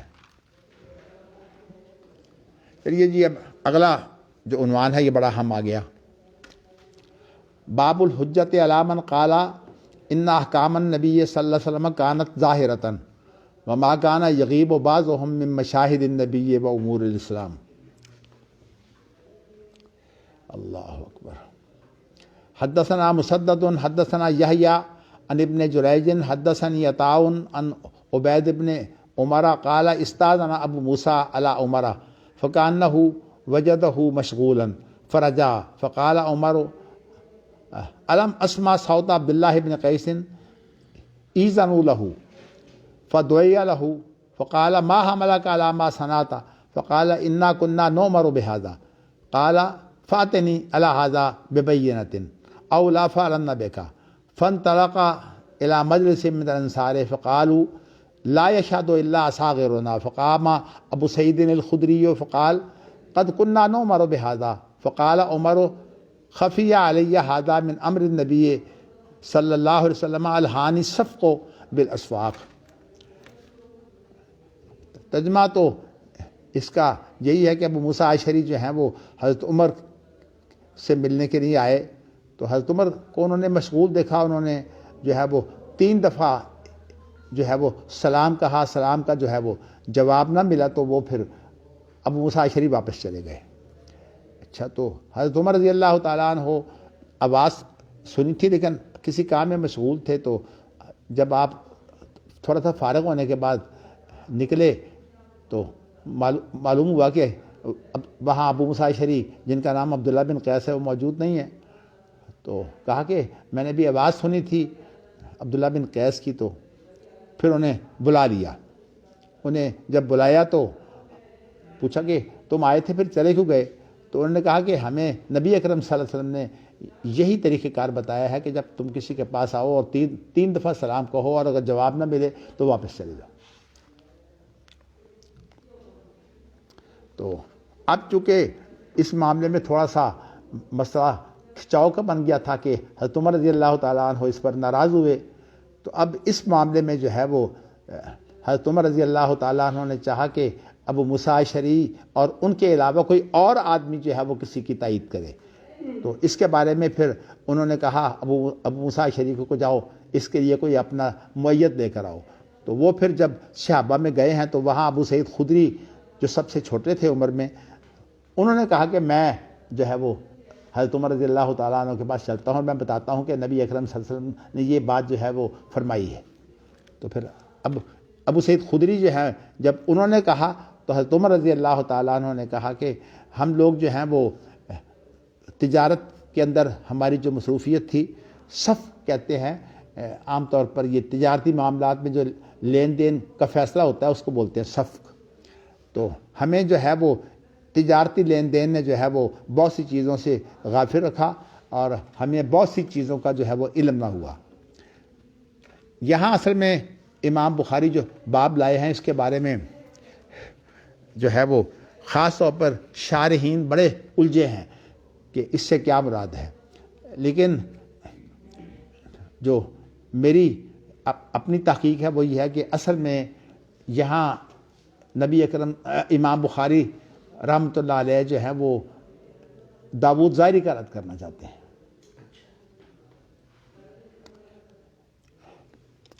وہ یہ ہے کہ نبی اکرم صلی اللہ علیہ وسلم کے احکام جو تھے وہ ظاہر باہر تھے. کیا مطلب؟ ہر ایک کو معلوم ہوتے تھے. دیکھیے جہاں تک ہوتا ہے نا عرف تو خیر جب کوئی چیز پھیل جاتی ہے وہ تو لوگوں کو علم ہوتا ہے، لیکن جو جزوی احکام ہوتے ہیں نا وہ ہر ایک کو علم نہیں ہوتے. جس شخص نے کوئی جزوی بات سنی ہے، جیسے کہ اب 3 دفعہ سلام کو ہو، اگر جواب نہ ملے تو واپس چلے جاؤ، یہ معاملہ جو ہے وہ جزوی ہے. تو اس جزوی معاملے میں جو ہے وہ جس نے سنا ہے اسے پتا ہے، اور جس نے نہیں سنا اس کو نہیں پتا. تو ایک تو انہوں نے کہا ہے کہ اس شخص کے خلاف یہ حجت ہے. کون سا شخص؟ جس کا موقف یہ ہے کہ اللہ کے رسول کے جو احکام تھے وہ جاری ہوا کرتے تھے. یعنی کیا مطلب؟ لوگوں کو سب کو معلوم ہوا کرتے تھے. یہ بات درست نہیں ہے، سب کو معلوم نہیں ہوتے تھے. اور اس حدیث سے بھی خود معلوم ہوا کہ عمر رضی اللہ تعالیٰ عنہ نے کہا کہ ہم تو تجارت میں مشغولیت کی وجہ سے جو ہے وہ ان چیزوں سے ناواقف رہے، اور جو نبی اکرم صلی اللہ علیہ وسلم کے پاس زیادہ بیٹھنے والے تھے ان کے پاس ایسے جزوی احکام موجود ہیں، جیسے کہ اسی مسئلے کے اندر کہ اگر 3 دفعہ سلام کو ہو اور جواب نہ ملے تو واپس چلے جاؤ. تو اس سے امام بخاری یہ بتانا چاہتے ہیں کہ ہر چیز ظاہر باہر نہیں ہوتی. اچھا، اب مزید جو ہے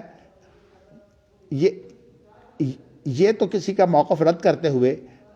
اب ترجمۃ الباب کے اندر یہ چیز جو ہے وہ لے آئے ہیں جو خود اس موقف کی تردید بھی کرتی ہے. وما کان یغیب بعضهم من مشاہد النبی و امور الاسلام، اور اس چیز کا بیان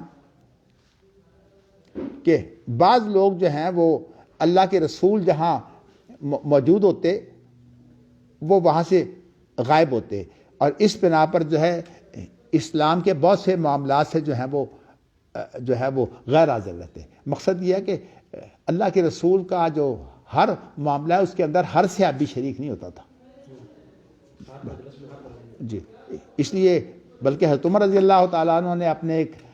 ساتھی کے ساتھ جو ہمسایا تھا یہ معاملہ کیا ہوا تھا کہ ایک دن تم جاؤ ایک دن میں جاؤں گا. تو جب میں جاؤں گا تو جو کچھ اللہ کے رسول نے فرمایا میں تمہیں آ کے بتا دیا کروں گا، اس طرح جس دن تم جاؤ تم آ کر جو ہے وہ مجھے بتا دیا کرنا. تو کہنے کا مقصد امام بخاری کا یہ ہے کہ جب اللہ کے رسول کی ہر چیز ظاہر نہیں ہے اور کئی چیزیں جو ہے یہ مخفی رہتی ہیں، تو اسلام کے اندر جو ہے وہ 2 صورتیں ہیں. ایک ظاہر ہوتا ہے جو الفاظ سے معلوم ہوتا ہے، اور ایک جو ہے وہ اس کا اصل مفہوم ہوتا ہے. تو یہاں لفظ ظاہر کا مقابلہ کیا ہے نص سے. نص جو ہے وہ اس سے جو متکلم کا مقصود ہوتا ہے، اگر وہ مقصود آپ کے پیش نظر ہو تو وہ نص ہوتی ہے، اور اگر صرف الفاظ آپ کے سامنے ہوں تو پھر وہ ظاہر ہوتا ہے. جیسے میں نے ابھی آپ کو جو ہے مسئلہ بتایا تھا نا کہ یہ انگلی اٹھانے کا. اب دیکھیے اس سے اللہ کے رسول کا مقصود کیا ہے کہ توحید رب العالمین کی طرف سے ہے وہ اشارہ ہے. تو اس اعتبار سے تو یہ نص ہے. اور صرف الفاظ دیکھیے کہ آپ جو ہے اپنی انگلی ہلا رہے تھے، دعا کر رہے تھے. اب ان الفاظ کے اندر جو ہے اگر آپ یوں کرتے رہیں گے تو مقصد جاتا رہا. تو اس لیے جب مقصد ہوگا تو پھر اس کو نص کہیں گے، اور اگر آپ مقصد کو چھوڑ دیں گے تو پھر الفاظ کی بات جو ہے وہ صرف ظاہر رہ جائے گی. تو ظاہر کا اور نص کا یہ فرق ہوتا ہے کہ ظاہر سے مراد تو عام الفاظ ہوتے ہیں، اور نص سے مراد وہ مقصد بھی ہوتا ہے جس مقصد کے لیے وہ لفظ جو ہے وہ بولا گیا ہے. اور اس کی مثال میں آپ کو یہ بھی دیتا ہوں کہ محدث کے اندر جو ہے وہ ایک مضمون بھی چھپا تھا، اور وہ یہ تھا کہ ربا کے بارے میں جو آتا ہے نا وَذَرُوا مَا بَقِيَ مِنَ الرِّبَا، کہ جب تمہیں کوئی ایسا معاملہ ہو جو سودی معاملہ ہو تو اس کے اندر جو اضافی ربا ہوتا ہے اس کو چھوڑ دو، نہ لو. اب اس کے بارے میں موجودہ حالات میں کچھ الجھن یہ پیدا ہوئی کہ جو عرب ملکوں کے اندر انہوں نے اپنے جو اکاؤنٹ جو ہے وہ امریکہ یورپ کے ملکوں میں جو رکھے ہوئے تھے، تو ان کا جو سود ہے یہ نہیں دیتے تھے. تو ان بینکوں نے کیا کام کیا کہ وہ یہودیوں کو جو ہے جو ان کی جو NGOs تھی ان کو جو ہے وہ سود دینے شروع کر دیے، اور اس طرح ان کے پاس بہت بڑے مال جو ہے وہ اکٹھے ہو گئے۔ تو پھر جو ہے وہ یہ سوال پیدا ہوا کہ اس سے تو کافر لوگ فائدہ اٹھا رہے ہیں ہمارے سود نہ لینے سے،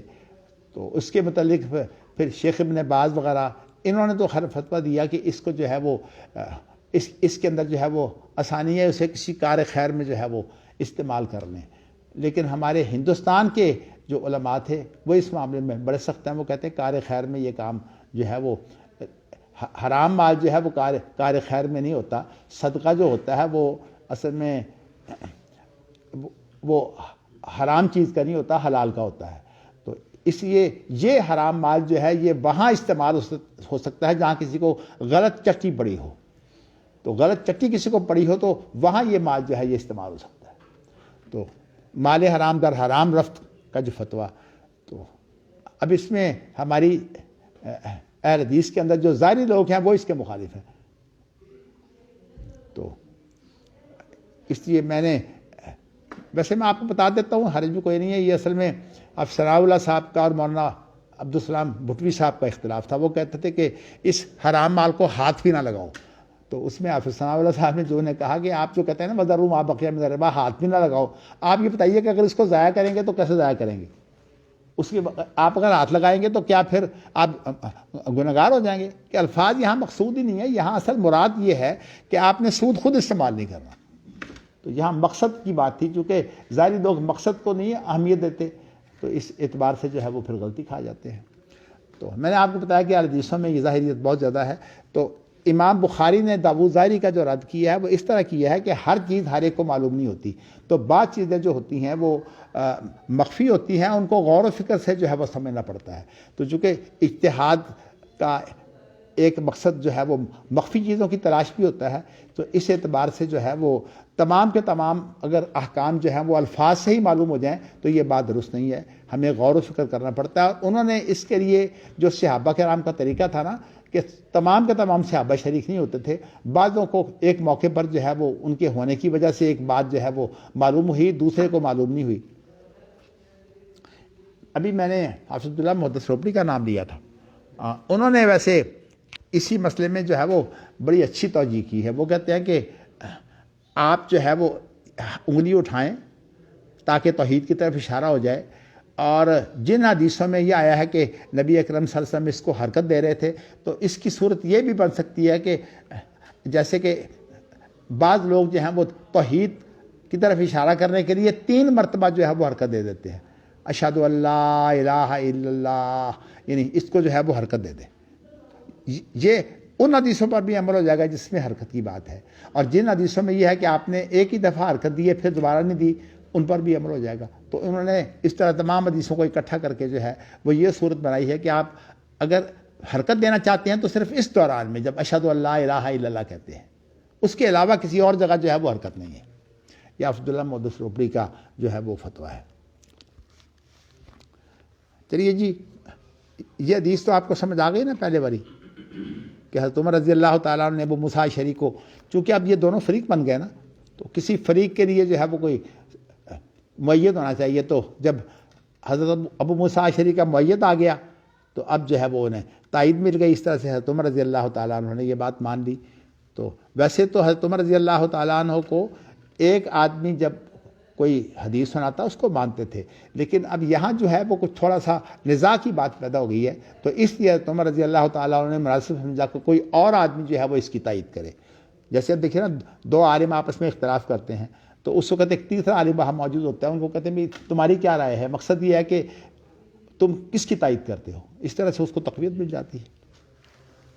چلیے جی، اگلی حدیث ہے حدثنا علی حدثنا سفیان حدثنی الزہری انہ سمع من الاعرج یقول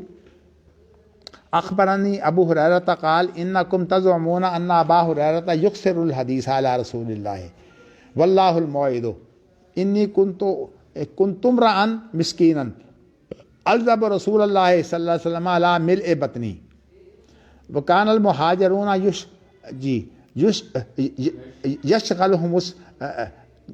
یشغلهم الصفق بالاسواق وکانت الانصار یشغلهم القیام علی اموالهم فشهدت من رسول الله صلی اللہ علیہ وسلم ذات یوم وقال من یبسط رداءه حتى اقضی مقالتی ثم یقبضه فلم ینسى شیئا سمعه منی فبسطت بردة كانت علی فوالذی بعثه بالحق ما نسیت شیئا سمعته منه۔ اب یہاں جو ہے ابو ہریرہ رضی اللہ تعالی عنہ جو ہیں وہ یہ کہتے ہیں کہ حضرت ابو ہریرہ کے بارے میں چونکہ وہ نبی اکرم صلی اللہ علیہ وسلم سے بہت روایتیں سناتے تھے، تو اس بنا پر بعض لوگوں کو جو ہے وہ خیال تھا کہ اتنی حدیثیں جو ہیں وہ ابو ہریرہ سناتے ہیں، یعنی ان کو تھوڑا سا لاپرواہ قرار دیا۔ تو ابو ہریرہ کہتے ہیں کہ یہ وجہ نہیں ہے، میری اصل میں وجہ یہ ہے کہ اگر تم مجھے یہ ملامت کرتے ہو کہ نبی اکرم صلی اللہ علیہ وسلم پر جو ہے یکسر الحدیثہ، ہم جو ہے وہ ان کی باتیں جو ہیں ان میں جو ہے وہ کثرت، یعنی میں وہ حدیثیں کثرت سے بیان کرتا ہوں نبی اکرم صلی اللہ علیہ وسلم سے، تو واللہ الموعد، اصل فیصلہ تو اس دن ہوگا جس دن ہم اللہ کے پاس پیش ہوں گے کہ میں نے کوئی بات جو ہے وہ اپنی طرف سے نہیں کہی، نبی اکرم صلی اللہ علیہ وسلم سے ہی میں نے دیکھی ہے، لیکن خود وجہ بیان کی کہ میں ایک مسکین آدمی تھا، میں نبی اکرم صلی اللہ علیہ وسلم کے ساتھ چمٹا رہتا، الا ملے بطنی، اس کے دو مفہوم ہیں۔ ایک مفہوم تو اس کا یہ ہے کہ الا ملے بطنی، کہ میں اپنا پیٹ بھرنے کے لیے آپ کے ساتھ رہتا، مطلب یہ ہے کہ نبی اکرم صلی اللہ علیہ وسلم کے پاس کوئی صدقہ خیرات آتا تھا تو ہمیں مل جاتا تھا، تو ہم اس طرح جو ہے وہ پیٹ بھر لیتے تھے۔ یہ آپ یوں ہی سمجھیے جیسے طلبہ دینی مدارس میں جو ہے ان کا انتظار ہوتا ہے کہ کوئی چیز آ جائے تو ہمیں کھانے پینے کو مل جائے، تو اس طرح جو ہے الا ملء بطنی کا معنی یہ ہے کہ میں اپنے پیٹ بھرنے کے لیے جو ہے وہ آپ کے ساتھ رہتا تھا، اور ایک معنی یہ ہے کہ مجھے تھوڑی سی خوراک مل جائے تو میں اس پر جو ہے وہ قناعت کر لیتا تھا اور میں کہیں اور محنت نہیں کرتا تھا۔ اسی وجہ سے جو ہے نا ان کی حالت یہ ہے کہ پیچھے حدیث گزری ہے نا کہ وہ ممبر کے درمیان اور حجرہ عائشہ کے درمیان میں جو ہے وہ اس طرح گرے ہوتے تھے جیسے کوئی دیوانہ ہوتا ہے، تو لوگ ان کی گردن پر آ کر جو ہے وہ پاؤں رکھتے کہ جیسے دیوانے کو جو ہے وہ اٹھایا جاتا ہے۔ تو اس کے باوجود جو ہے چونکہ انہیں ضرورت ہوتی تھی تو اس لیے وہ بھوکے رہ کر بھی جو ہے وہ اللہ کے رسول کی مدد سے نہیں چھوڑتے تھے۔ دیکھیے یہ وہ فرق ہے جو میں آج کل طلبہ کے درمیان اور اپنے درمیان دیکھتا ہوں۔ حقیقت یہ ہے کہ میں اپنی بیماری کے باوجود، اپنی عمر کے باوجود جو ہے جب کوئی مجھے مسئلہ پیش آ جائے میں اس کی تحقیق کے لیے دیوانہ ہو جاتا ہوں اور اس کے لیے اپنی پوری محنت کرتا ہوں کہ مجھے جو ہے وہ اس کا علم ہو جائے۔ لیکن ہمارے ہاں صورتحال یہ ہے کہ بڑی محنت سے جو چیزیں ہم تحقیق کر کے طلبہ کو بتاتے ہیں، طلبہ کو جو ہے وہ یہ ہوتا ہے کہ جی اب 1 بج گیا ہے جی، اب 1:30 بج گیا ہے جی، مطلب یہ ہے کہ انہیں جو ہے وہ اپنے ٹائم جو ہے وہ اس کی سوچ ہوتی ہے، یہ نہیں ہوتی سوچ کے علم کی بات ہے۔ ہمارے دور میں جو ہے وہ میں حافظ عبداللہ محدث روپڑی، اب میرے والد صاحب کا زیادہ ذوق جو تھا وہ تفسیر کا تھا، اسی انہیں شیخ التفسیر کہتے تھے، تو یہ دونوں کسی مسئلے میں جو ہے وہ آپس میں اختلاف کرنے لگے، تو یہ حافظ سعید کے نانا جو ہے ان کا نام تھا نور محمد، چونکہ یہ اصل میں روپڑی تو حافظ سعید وغیرہ ہیں، ہم روپڑی نہیں ہیں، تو اس لیے ان کے علاقے کا نام تھا دگری، تو وہ جو ہے وہ علم کے لیے آ گئے تھے کمیر پور ہمارا آبائی جو ہے وہ گاؤں ہے۔ تو اسی طرح ایک گفتگو ہو رہی تھی حافظ عبداللہ اور میرے والد کے درمیان، یعنی 2 بھائیوں کے درمیان، تو اس وقت جو ہے وہ مولوی نور احمد جو ہے وہ اپنی روپڑی زبان میں کہتے ہیں عبداللہ اے سمندر بہندے پہنے تو آ کے تو کچھ ہے نہ کچھ لے لے، اے نہ ہو کہ سمندر کے باوجود تو پیاسا ہی مر جائے۔ اس طرح الفاظ ہیں، میں روپڑی زبان نہیں آتی، ورنہ میں تمہیں حافظ عبدالقادر صاحب عام طور پہ نقل اتار دیں سن روپڑی زبان بول کے، میں تو روپڑ دیکھا ہی نہیں، اس وجہ سے میں تو روپڑی زبان نہیں آتی۔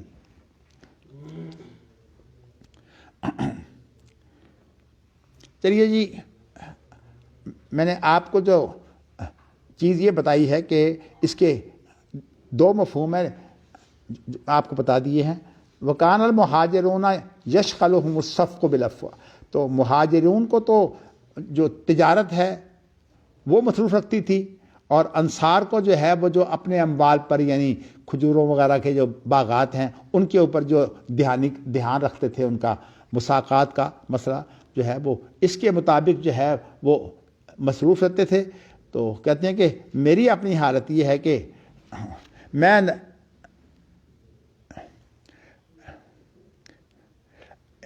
اپنے بارے میں انہوں نے ایک واقعہ سنایا کہ میں نبی اکرم صلی اللہ علیہ وسلم کے پاس حاضر ہوا ایک دن،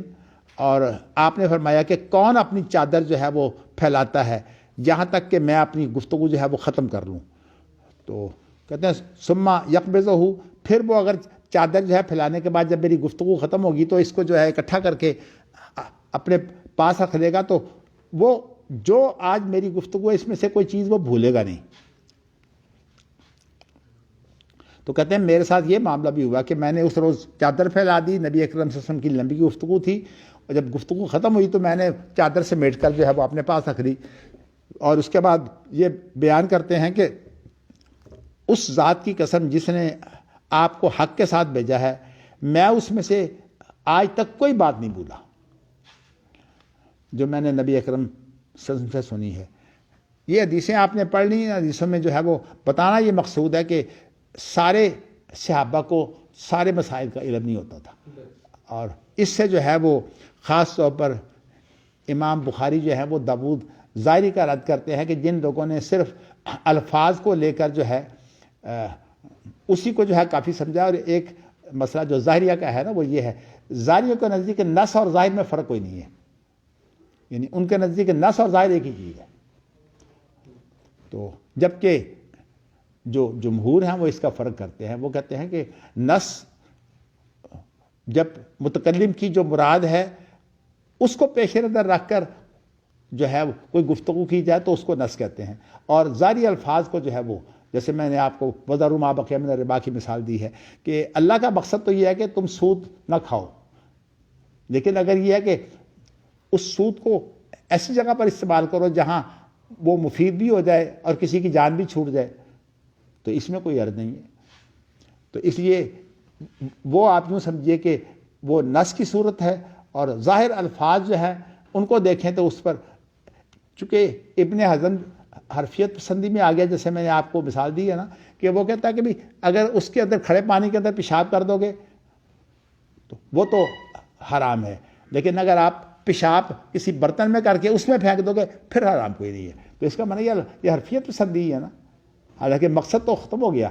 مقصد تو یہ تھا کہ کھڑے پانی کے اندر آپ جو ہے وہ گندی چیزیں اگر پھینکتے رہیں گے تو وہ پانی جو ہے وہ استعمال کے قابل نہیں رہے گا، تو وہ مقصد ختم ہو گیا، اور صرف الفاظ کا جو ہے وہ الفاظ کو جو ہے وہ سمجھا کہ بڑی قیمتی ہیں۔ ہمارے اہل حدیث کے اندر بھی جب سے خاص طور پر بصیرت جو ہے وہ کم ہوئی ہے تو ظاہریت بہت زیادہ پھیل گئی ہے، اور چونکہ لوگ احادیث کا جو اصل مفہوم ہے اس کو سمجھنے کے لیے محنت نہیں کرتے، تو اس لیے اب دیکھیں نا، مجھے امام بخاری کا یہ حصہ جو ہے میں جہاں آپ کو یہ پڑھا رہا ہوں، حقیقت یہ ہے کہ میں اپنی بھی یاد دہانی کر رہا ہوں، اور اللہ کا شکر ہے کہ وہ چیزیں جو میں نے اپنے استادوں سے پڑھی ہوئی ہیں، اللہ کا شکر ہے کہ آج تک ان میں سے اکثر چیزیں جو ہیں وہ الحمدللہ محفوظ ہیں۔ کہیں اگر کوئی ایسی بات محفوظ نہیں ہوتی تو کسی مطالعے میں کوشش کرتا ہوں کہ وہ بات سامنے آ جائے۔ تو آپ نے یہ معلوم کر لیا کہ داؤد ظاہری کے بارے میں ایک دو چیزیں آپ کو اور بتا دیتا ہوں۔ داؤد ظاہری اگرچہ اس ظاہری مکتب فکر کے بڑے امام وہی مانے جاتے ہیں، لیکن داؤد ظاہری کے بعد جو ہے وہ اس کو عروج حاصل ہوا ہے زیادہ ابن حزم کے دور میں۔ تو ابن حزم کا اور داؤد ظاہری کا آپس میں جو ہے طریقہ کار کا فرق ہے۔ داؤد ظاہری عقیدے میں سلفی تھے، ابن حزم عقیدہ میں سلفی نہیں ہے، تو ایک تو یہ فرق ہے، اور دوسری بات یہ ہے کہ داؤد ظاہری جو ہے وہ مقاصد شریعت کے سلسلے میں کافی وسعت رکھتے تھے۔ میں اس کی مثال آپ کو یہ دے سکتا ہوں کہ ایک ہوتا ہے دلالت النص، دلالت النص اس کو بولتے ہیں کہ ولا اس کی مثال سے آپ سمجھیے ولا تقل لہما اف، کہ ماں باپ جب بوڑھے ہو جائیں تو ان سے گفتگو کرتے وقت جو ہے ان کے سامنے جو ہے وہ کلمہ اف نہ کہو، جس کا میں نے آپ کو مفہوم یہ بتایا تھا کہ ان کے سامنے کوئی ایسی حالت جس میں آپ اس کو ناپسند کر رہے ہیں یا گھبراہٹ کا اظہار کر رہے ہیں، یہ اللہ تعالیٰ نے منع کی ہے۔ اور اس سے بڑھ کر جو ہے وہ اگر آپ کہیں کہ ہم ان کو ڈانٹنے لگ جائیں تو یہ تو بہت ہی خوفناک چیز ہے کہ ماں باپ کو ڈانٹا جائے۔ تو اب داؤد ظاہری جو ہے وہ دلالت النص کو مانتے ہیں، جبکہ ابن حزم دلالت النص کو بھی نہیں مانتے۔ تو کہنے کا مقصد یہ ہے کہ یہ دلالت النص ہو، یہ امام شافعی جو ہیں ان کے نزدیک تو یہ تمام صورتیں قیاس ہیں، دلالت النص بھی قیاس ہے، اور اگرچہ یہ حنفیوں کا اور شافعیوں کا بنیادی فرق ہے۔ میں آپ کو بتا چکا ہوں کہ شافعی چونکہ اپنے اصول جو ہے وہ کتاب و سنت سے اخذ کرتے ہیں، اس لیے امام شافعی نے کتاب و سنت کے علاوہ اس میں غور و فکر کی جتنی صورتیں ہیں ان تمام کو جو ہے وہ قیاس قرار دیا ہے۔ میں ذرا یہ دے لوں گلے میں، یا اللہ شکر ہے۔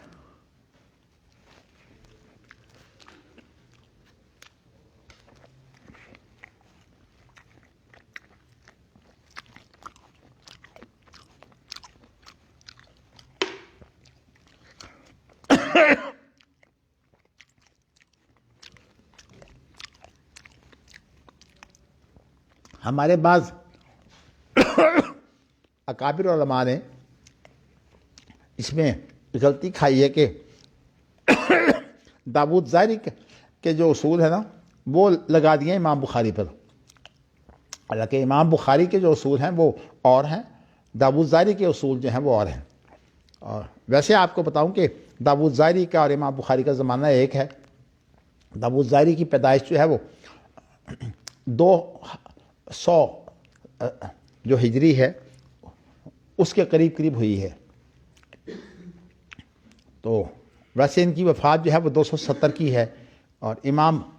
بخاری جو ہیں وہ ان کی پیدائش جو ہے وہ 194 کی ہے، اور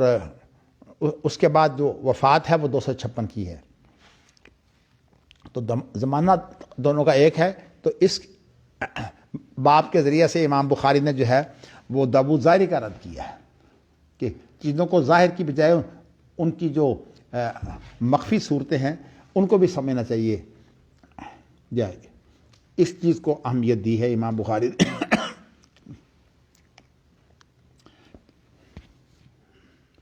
چلیے جی اسی پر اکتفا کرتے ہیں، باقی انشاءاللہ پھر کوئی سوال آپ نے کرنا ہے تو کر لیں۔ ہاں جی، قاری مصطفیٰ صاحب سے، ہاں جی قاری صاحب آ جائیں، یہاں آ جائیں۔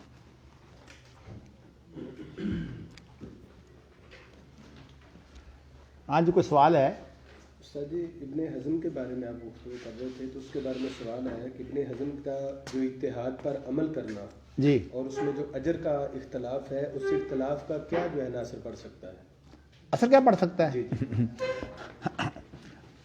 اصل میں اثر یہ پڑتا ہے کہ ابن حزم کے نزدیک ہر صورت میں حق پانا جو ہے یہ لازم ہے، جبکہ عام اہل سنت کے نزدیک حق پانا واجب نہیں ہے۔ حق کے لیے بھرپور محنت کر لینا بس کافی ہے، اس کے بعد اگر اس کو غلطی بھی لگے تو اس کو غلطی معاف ہے۔ لا یکلف اللہ نفسا الا وسعہا کے تحت اس کا اور بھی اس کے بڑے اثرات ہیں، مگر میں نے اس لیے آپ کو یہ فرق بتا دیا ہے کہ ابن حزم کے بارے میں چونکہ ہمارے عام طور پر اہل حدیث جو ہیں وہ اس کا مطالعہ نہیں کرتے، تو ابن حزم کی جو اصل میں تقلید کے خلاف جو کوششیں ہیں، محنتیں ہیں، ان کی وجہ سے جو ہے وہ ابن حزم کے زیادہ سے زیادہ عقیدت مند ہو جاتے ہیں۔ حالانکہ ابن حزم کی اگر تفصیلات آپ دیکھیے تو بہت بگاڑ ہے، اس کے اصولوں میں بھی بڑا بگاڑ ہے، حتیٰ کہ جو اس کا جو اجتہاد کا تصور ہے اس کے اندر بھی ایک بگاڑ ہے۔ وہ مثلا بگاڑ یہ ہے کہ وہ کہتا ہے ایک عام آدمی جب کسی عالم کے پاس جائے تو وہ جا کر جو ہے قرآن کی آیت پوچھے یا حدیث پوچھے، اب ایک آدمی بتائیے کہ ایک بیچارہ بالکل ان پڑھ ہے جو لکھنا پڑھنا بھی نہیں جانتا، اس کو قرآن کی آیت اگر سنا دی جائے تو وہ کیا کرے گا؟ قرآن کی آیت. اسی طرح اگر وہ حدیث پوچھے گا تو حدیث کو وہ کیا کرے گا؟ یعنی بات یہ ہے کہ ان چیزوں کو سمجھانے کا بھی تو ایک مسئلہ ہے. تو اس لیے ایک عالم کا فتویٰ اور ایک جاہل کی جو بات ہے وہ برابر نہیں ہوتی. اور ابن حزم کی بعض عبارتیں اس سے ہی مغالطہ پیدا ہوتا ہے کہ اس کے نزدیک کہتے ہیں یہ پوچھنا ہی آرام ہے جا کر کہ تم کہو تیرا فتویٰ کیا ہے، بلکہ اسے جو ہے وہ یہ کہنا چاہیے کہ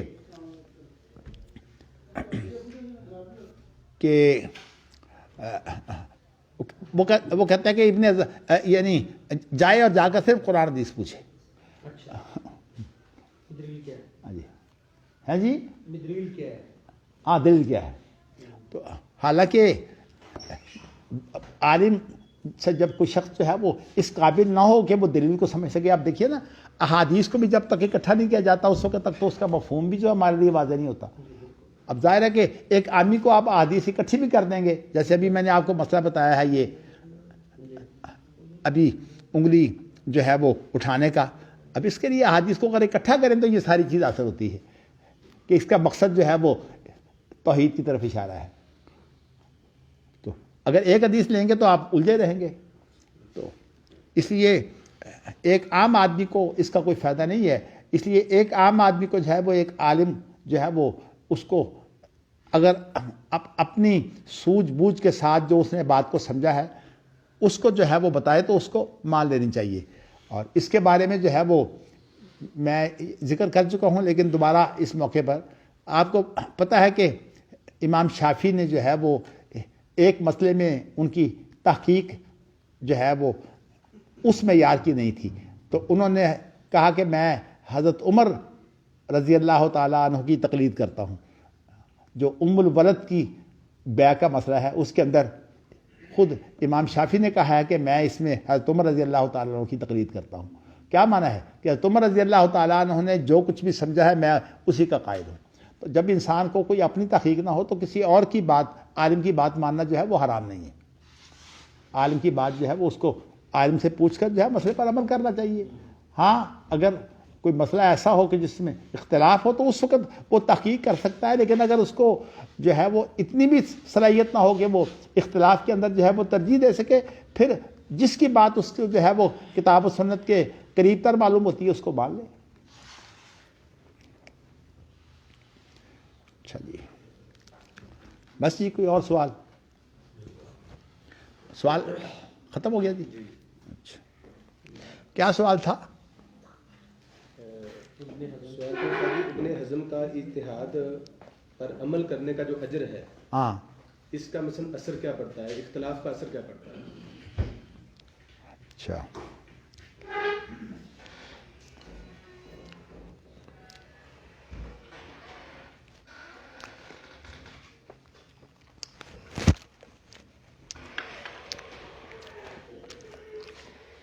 یہ بند کر دیں.